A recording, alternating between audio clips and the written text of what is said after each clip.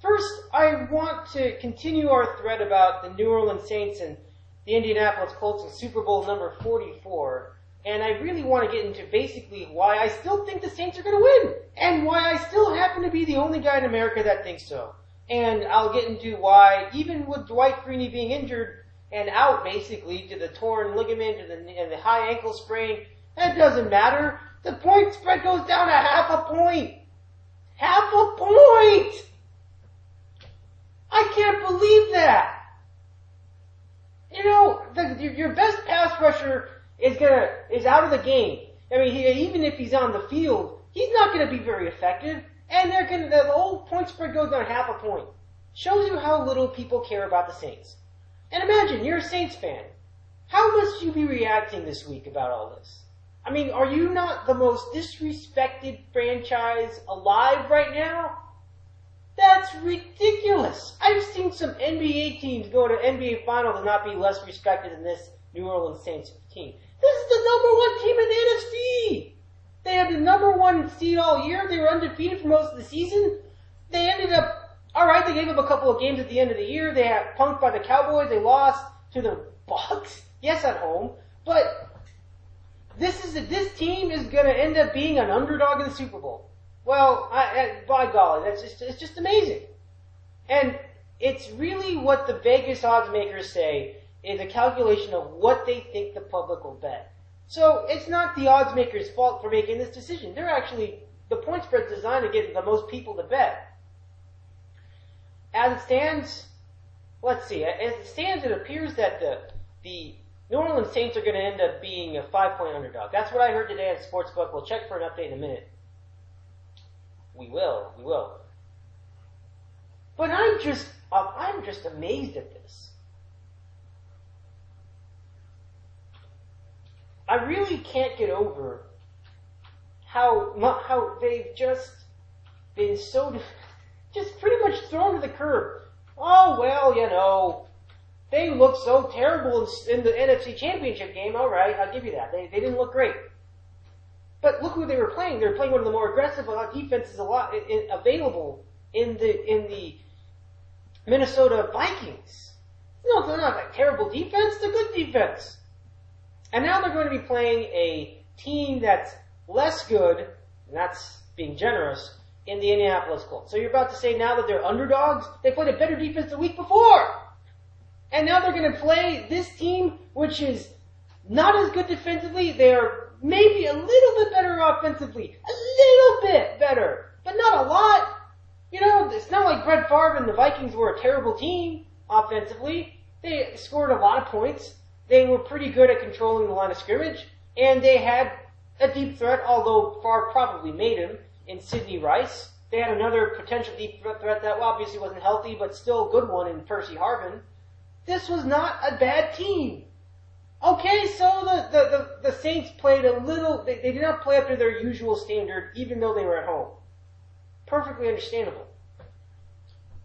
And I'm not saying that the Saints are like 10-point underdogs or 12-point underdogs. No, the 5 points, it's pretty much a fair assessment, you know. The only thing better would probably be, well, if they were 3-point underdogs, but they're still underdogs. And it's just amazing how much the media hypes the Indianapolis Colts. It's just unbelievable. It really, really is. I'm just amazed. Did people forget how much the Colts used to choke in the playoffs? Did they forget how they got shut out at New England? Now I know it's a different team from that team way back in 2003. But did they suddenly forget that Peyton Manning has a chance to not perform in the big game? And he did okay. He did good in Super Bowl 41. Also played in Miami. But this is the thing about the Indianapolis Colts performances at the in Miami in general. You know, Super Bowl 5, people would go back to that game, the one that the Colts barely beat the Dallas Cowboys in what was decided by a field goal. But by all accounts, most people thought this was an ugly game. There's something about Miami and the Super Bowl, the Colts, and bad performances. This all just comes together here when you get into Miami. It's just unbelievable. Miami has got an interesting history with the Super Bowl. We'll touch on that in just a moment, but the bottom line is here, Dwight Freeney's chance for being effective gets more and more dire, and yet the actual impact on the predictions is very minimal. Which I think means two things. Number one, Dwight Freeney's probably overrated, and I think that's probably true. But number two, people are really overrating the Colts offense. Really, really overrating the Colts offense. Now the Colts have no defense. You know, they had a little defense when they had Dwight Freeney to rush the passer and keep things honest. But Dwight Freeney, whether he plays or not, is going to be pretty much a non-factor. Now the Colts have no defense, and it shows in the statistical rankings. Pretty much every statistical category except defense against the pass, which is about 14th. Thanks to my friend Andy Jacobson for digging that up, by the way. But pretty much every other statistical category, they're lower third, and in one category, they are second to last. This team's in the Super Bowl, folks. This team's in the Super Bowl. A team that has something that's second to last in the NFL is in the Super Bowl. Can you believe that? I can't believe that. It is just insane beyond belief. So you look at this line, it is exactly 5 points for the Colts. I'm not necessarily even complaining that the Colts are a 5-point favorite, but that nobody's going out for a reach. Usually in the Super Bowl you have like one or two teams that'll go out for a reach. Like, I might have one guy that says, the underdog might have a chance in this game, there might be a possibility. I might think they might do it. Nobody's reaching. Not one reach. By anybody.